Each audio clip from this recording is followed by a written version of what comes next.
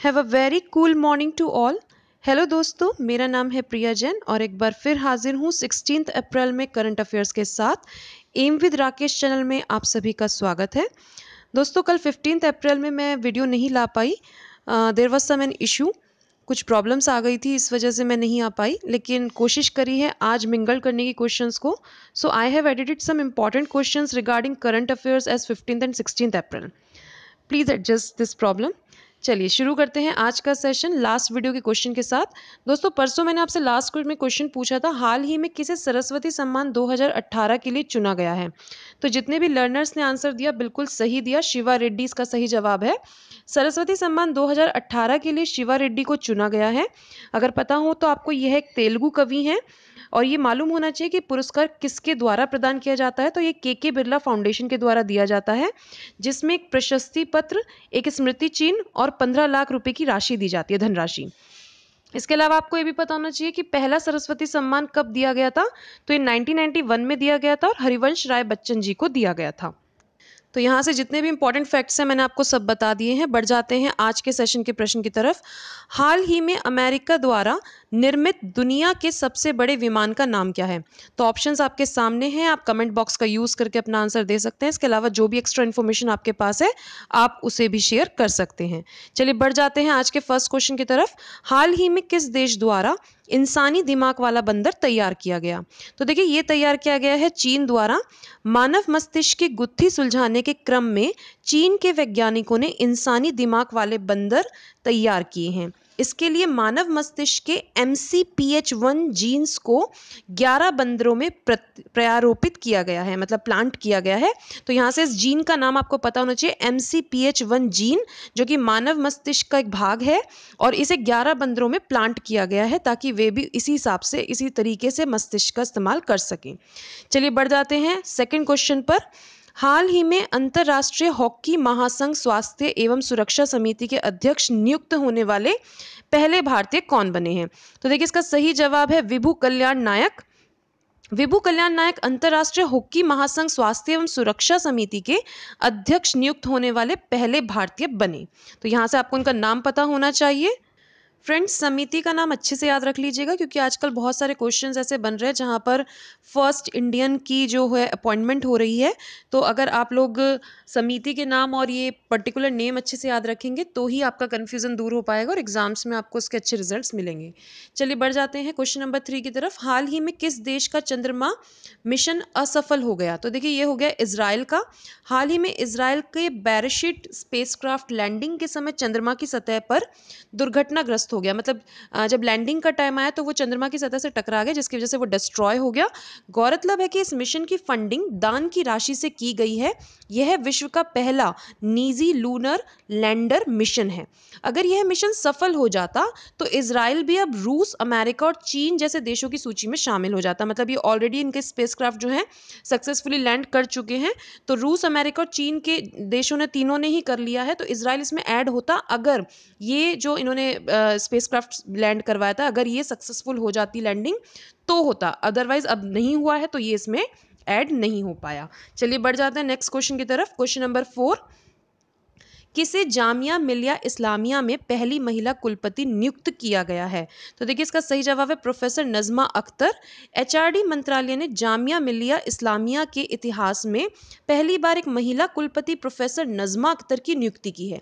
बात की अगर प्रोफेसर नजमा अख्तर जामिया ही नहीं बल्कि दिल्ली स्थित किसी भी केंद्रीय विश्वविद्यालय की पहली महिला कुलपति बनने का गौरव प्राप्त कर चुकी हैं। चलिए बढ़ जाते हैं नेक्स्ट क्वेश्चन की तरफ। किस मुद्दे के लिए राष्ट्रीय हरित अधिकरण NGT यानी नेशनल ग्रीन ट्रिब्यूनल द्वारा केंद्रीय निगरानी कमेटी का गठन किया गया है। तो देखिए, इसका सही आंसर है ऑप्शन ए, नदियों को प्रदूषण मुक्त बनाने के लिए। देखिए, नदियों को प्रदूषण मुक्त बनाने के लिए इसका गठन हुआ है। देश की नदियों को प्रदूषण मुक्त बनाने की दिशा में पहल करते हुए राष्ट्रीय हरित अधिकरण NGT ने केंद्रीय निगरानी कमेटी का गठन किया है।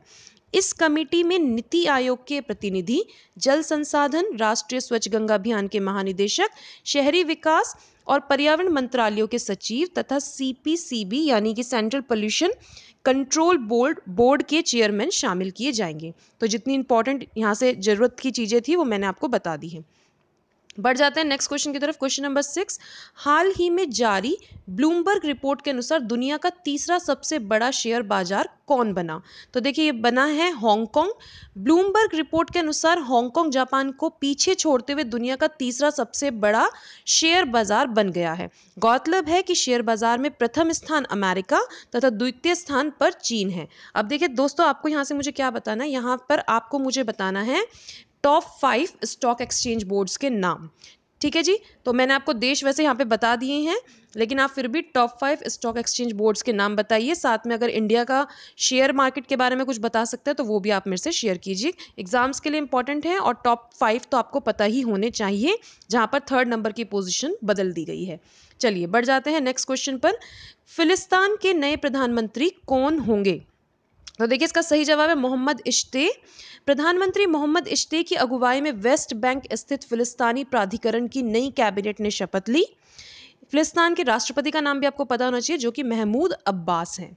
चलिए बढ़ जाते हैं नेक्स्ट क्वेश्चन पर। क्वेश्चन नंबर 8, हाल ही में जर्मनी में हुए मुक्केबाजी विश्व कप में 54 किलोग्राम वर्ग में किसने स्वर्ण पदक जीता? तो इंपॉर्टेंट क्वेश्चन बनता है। Option A is the correct answer, Meena Kumari Mishram. Bharat की मीना कुमारी मिश्राम ने जर्मनी के शहर कोलोन में हुए मुक्केबाजी विश्व कप में 54 किलोग्राम भार वर्ग में स्वर्ण पदक जीता। जबकि 57 किलोग्राम भार वर्ग की बात करें तो उसमें साक्षी ने, और 64 किलोग्राम भार वर्ग की बात करें तो पिलाओ बासुमतारा ने रजत पदक यानी सिल्वर मेडल जीते हैं। तो देखिए यहाँ से आपको मीना कुमारी मिश्राम नाम, इसके अलावा भार वर्ग का पता होना चाहिए, जर्मनी में हुआ है और कौन से शहर में हुआ है, कोलोन में हुआ है, किस चीज़ का हो रहा है, मुक्केबाजी का। तो ये सारे क्वेश्चंस आपको यहाँ से बिल्कुल क्लियर होने चाहिए, इसमें कोई कंफ्यूजन नहीं रहना चाहिए।